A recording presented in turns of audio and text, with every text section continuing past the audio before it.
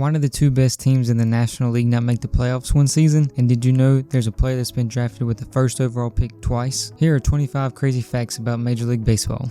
The first MLB draft was held in 1965. It took over 50 years for a number 1 overall pick to make the Hall of Fame, and currently there are only 3 number 1 overall picks in the Hall of Fame. Ken Griffey Jr. entered in 2016, Chipper Jones entered in 2018, and Harold Baines was selected in 2019 by the Veterans Committee. Alex Rodriguez or Joe Mauer probably have the best chance to be added to this list.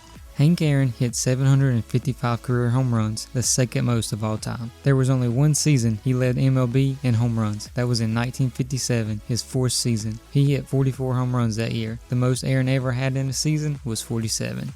Barry Bonds had 762 career home runs, which is the most all time. He only led MLB twice in home runs. The first time was in 1993 when he had 46, and the second time was when he had a record-breaking 73 during the 2001 season. Since World Series play began in 1903, there's only been one time a player led the league in home runs while also not hitting the ball over the outfield wall. In 1909, Ty Cobb had 9 home runs, but all were inside the park home runs. The 9 home runs were the most that season. Bill Buckner had 10,037 plate appearances across 2,517 games, which ranks 56th all-time in games played. He never once had a game where he had 3 strikeouts. Tony Gwynn had a career batting average well above 300 at 338. Gwynn could have gone an extra 1,199 at-bats without getting a base hit, and he still would have been a career 300 hitter. Hank Aaron holds the record for the most seasons making an All-Star game with 21. However, Aaron didn't make the All-Star game every year he played. The record for the most seasons in a career while never missing an All-Star game is 13, and this record is held by Joe DiMaggio. There's only been 3 players who played in the Little League World Series, College World Series, and the World Series: Ed Vosberg, Jason Varitek, and Michael Conforto. Vosberg was in the 1973 Little League World Series, the 1980 College World Series for Arizona, and the 1997 World Series with the Marlins. Varitek was in the 1984 Little League World Series, the 1994 College World Series with Georgia Tech, and 2 World Series in 2004 and 2007 with the Boston Red Sox. Conforto was in the 2004 Little League World Series, the 2013 College World Series for Oregon State, and the 2015 World Series with the Mets. Danny Goodwin is the only player to be drafted number 1 overall twice. In 1971, the Chicago White Sox drafted Goodwin with the number 1 overall pick. He decided to go to college instead, and in the 1975 draft, he was once again selected number 1 overall, this time by the California Angels. In 1996, Vinny Castilla had a .304 batting average, hit 40 home runs, had 113 RBIs, and 4 sac flies. In 1997, Vinny Castilla had a .304 batting average, hit 40 home runs, and had 113 RBIs and 4 sac flies.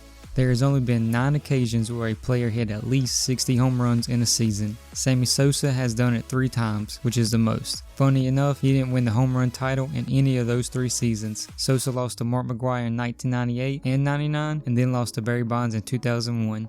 Carlton Fisk hit 376 home runs in his career. 188 were hit on the road, and 188 were hit at home. In 2004, Eric Chavez led the American League with 98 walks. That same year, Barry Bonds was intentionally walked more times than Chavez was walked. Bonds was intentionally walked a staggering 120 times that season. In the early 1960s, then San Francisco Giants manager Alvin Dark had this to say about one of his team's pitchers: "There'd be a man on the moon before Gaylord Perry hit a home run." Let's fast forward to 1969. Roughly 30 minutes after Neil Armstrong stepped on the moon, Perry hit his first career home run. The franchise with the best postseason series winning percentage of all time is the Miami Marlins. The Marlins franchise has been in the playoffs 3 times and has won 7 of the 8 series they've played in, giving them a winning percentage of 87.5. There's only been 3 times that a National League Central team has won the World Series. The first team to do it was the 2006 St. Louis Cardinals, followed by another Cardinals team in 2011, and the only other time was in 2016 when the Chicago Cubs broke the curse to win the World Series for the first time in 107 years. On April 13, 2009, Jermaine Dye hit his 300th career home run. The following batter was Paul Konerko, who would also hit a home run. It just so happened to be his 300th home run of his career as well. Bobby Richardson is the only player that has ever won World Series MVP that was on a losing team. The Pittsburgh Pirates beat the New York Yankees in 7 games in 1960. Richardson had 11 hits, 8 runs, and 12 RBIs in the series. All were more than any player on the Pirates team. And speaking of the 1960 World Series, it was the biggest run differential in any World Series matchup. The Yankees outscored the Pirates 55-27, but the Pirates were still able to win the series. In their 4 wins, the Pirates won by a combined 7 runs, and in the Yankees' 3 wins, they won by a combined 35 runs. Hank Aaron predominantly wore the number 44 during his career. In the first season following his death, the Braves had 44 wins before the All-Star break and 44 wins after the All-Star break. The Braves would go on to win the World Series that season during the 44th week of the year.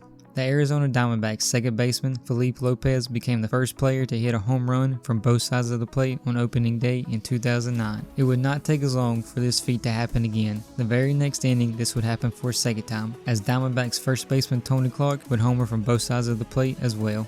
Stan Musial, a Cardinal legend, had 3,630 base hits during his career. Half his hits, 1,815, were during away games, and half were home games. He did the same thing with stolen bases as well. 39 stolen bases during away games, and 39 stolen bases during home games. Joe Niekro was a knuckleball pitcher who had 1,165 plate appearances and was only able to hit 1 home run in his career. He hit it on May 29, 1976, and it just so happened to be against his brother, Phil Niekro.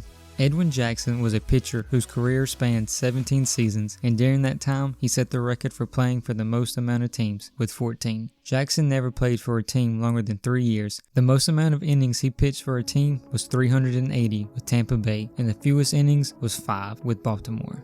In 1981, the National League had 2 divisions, the East and West, with 6 teams in each division. In the middle of that season, there was a strike that caused a third of the season to be missed. MLB decided to take the team with the best record from the first half of the season in each division and the team with the best record in the second half of the season in each division, and they would play a playoff series against each other to determine the division winner. In the East Division, the Phillies had the best record in the first half, while the Expos had the best record in the second half. In the West Division, the Dodgers had the best first half record and the Astros had the best second half record. So those were the 4 teams going to the playoffs in the National League. However, the Reds had the best winning percentage in the National League and the Cardinals had the second best winning percentage. Unfortunately for both teams, they finished in second place in both the first and second half of the season. This is why the 2 best National League teams, record-wise, didn't make the playoffs.